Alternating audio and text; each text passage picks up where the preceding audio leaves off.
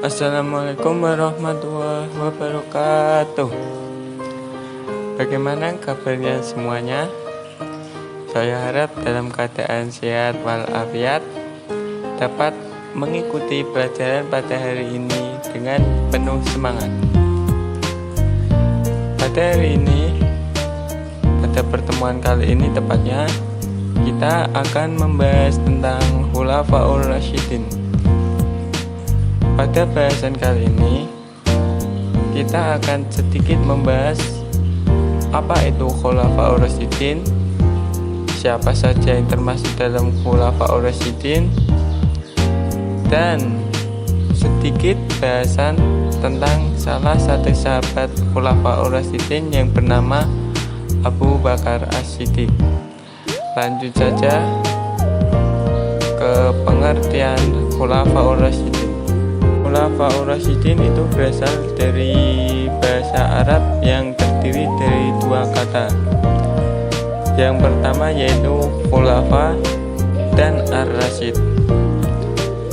Kata khulafa merupakan bentuk jamak dari kata khalifah yang bisa diartikan sebagai pengganti.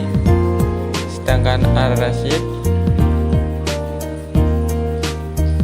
itu kata mufrad dan bentuk jamaknya yaitu rasyidin, yang berarti orang yang mendapatkan petunjuk.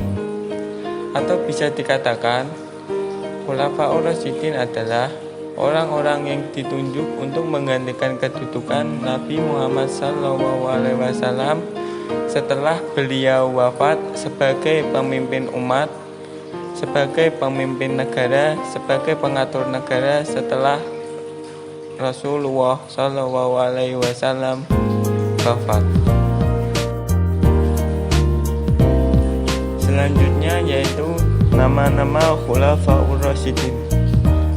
Jadi Khulafaur Rasyidin itu terdiri dari 4 orang sahabat Nabi Muhammad SAW.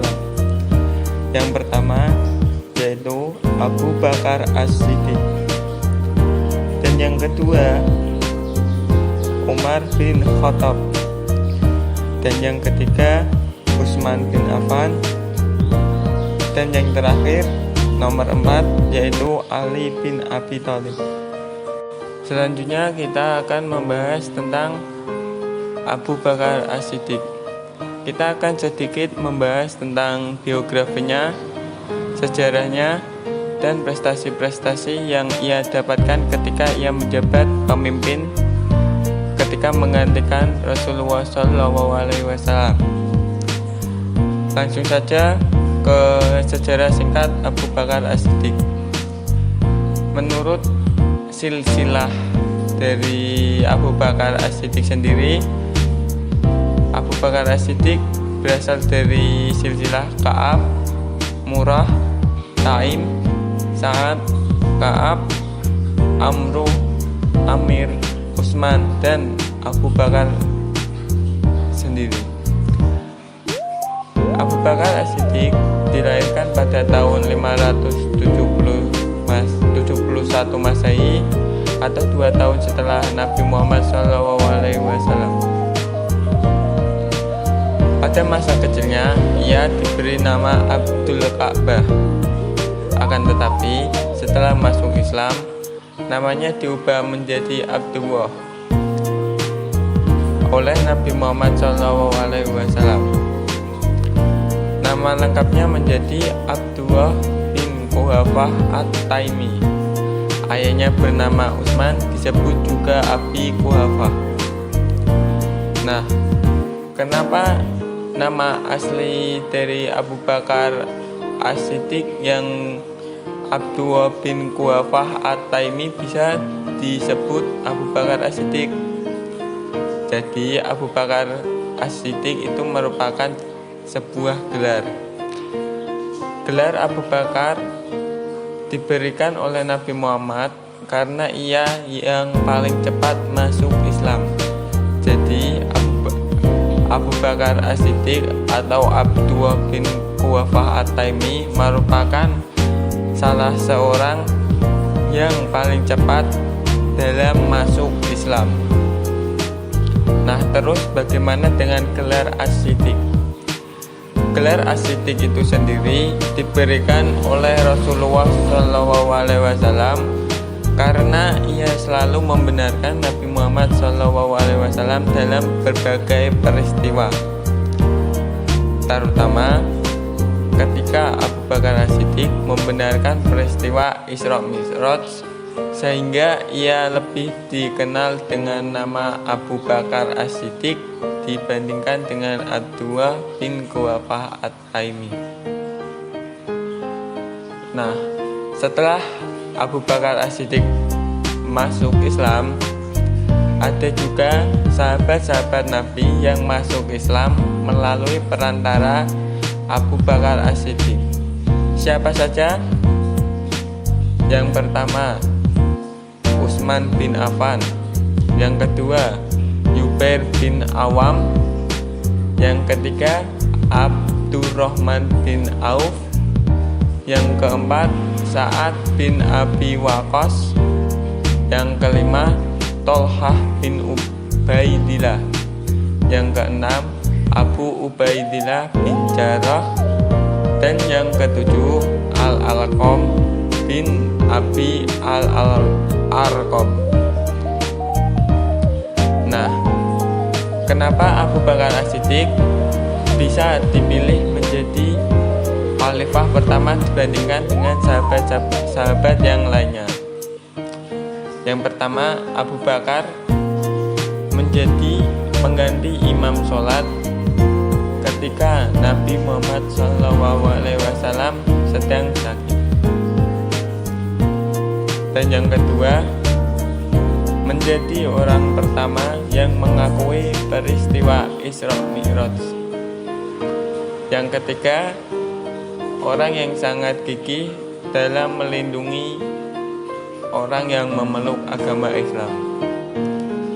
Dan yang terakhir, orang yang menemani Nabi Muhammad SAW berhijrah ke Madinah.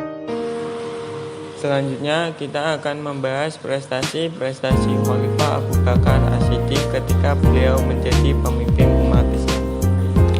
Ada 4 prestasi yang menonjol. Yang pertama yaitu perluasan wilayah Islam. Ketika Abu Bakar as-Siddiq memerintah, beliau dapat memperluas wilayah Islam ke Damaskus, ke Palestina, ke Yordania, dan ke Hims. Dan yang kedua yaitu memerangi kaum murtad. Setelah Nabi Muhammad SAW wafat, ada krisis pemimpinan yang menimbulkan gejolak kepada umat Islam yang menyebabkan ketidakstabilan umat Islam. Dan Khalifah Abu Bakar as-Siddiq membuat keputusan yang sangat tegas, yaitu memerangi kaum murtad yang membangkang terhadap kebijakan yang pernah dibuat oleh Nabi Muhammad SAW. Dan yang ketiga yaitu kodifikasi Al-Quran atas saran dari penasihat Abu Bakar as-Siddiq, yaitu